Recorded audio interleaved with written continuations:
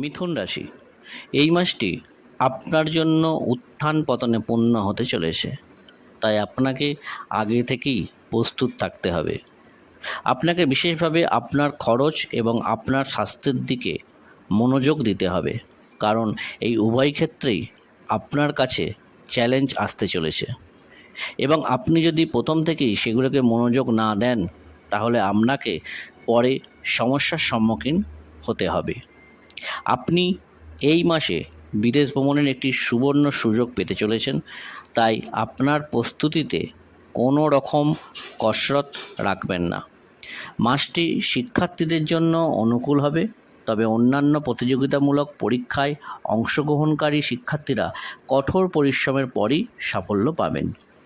প্রেমের সম্পর্কের ক্ষেত্রে উত্থান পতন থাকবে। একে অপরকে ভালোভাবে বোঝা আপনার জন্য একটি চ্যালেঞ্জ হবে।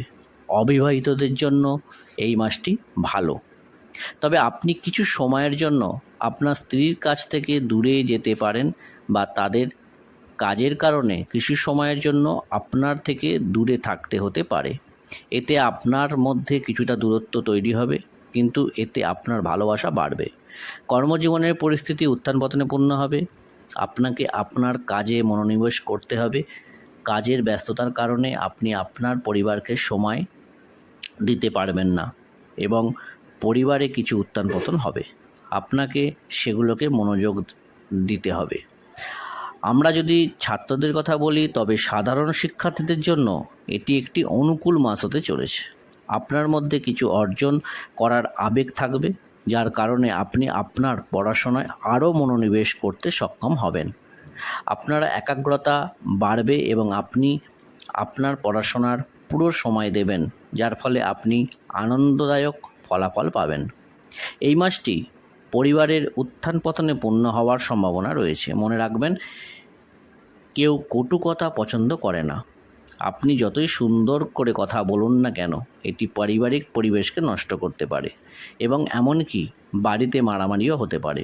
তাই সাবধানতার সাথে এগিয়ে যান। আপনি যদি প্রেমের সম্পর্কে থাকেন, তবে এই মাসটি আপনার জন্য মিশ্র ফল নিয়ে আসতে চলেছে। আপনার প্রেম জীবনের আগের চেয়ে আরও সুন্দর হয়ে উঠবে। যারা এখনও অবিবাহিত, তাদের জন্য মাসের দ্বিতীয়ার্ধে বিবাহের যোগাযোগের সম্ভাবনা রয়েছে।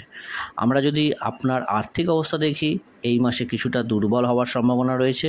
স্বাস্থ্যের দিক থেকে এই মাসটি উত্থান পতনে পূর্ণ হওয়ার জোরালো সম্ভাবনা রয়েছে। প্রয়োজনে আপনি নিজেকে ডাক্তারি পরীক্ষা করান এবং প্রয়োজনীয় চিকিৎসার জন্য ডাক্তারের সাথে যোগাযোগ করুন, যাতে আপনি কোনো বড় রোগের শিকার না হন। এই মাসে চোখের রোগ, গলা ব্যথা, পেটের রোগ এবং হৃদযন্ত্র সংক্রান্ত সমস্যা আপনাকে আরও বেশি কষ্ট দিতে পারে।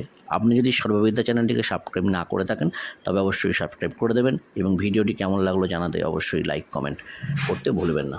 ধন্যবাদ। মিথুন রাশি,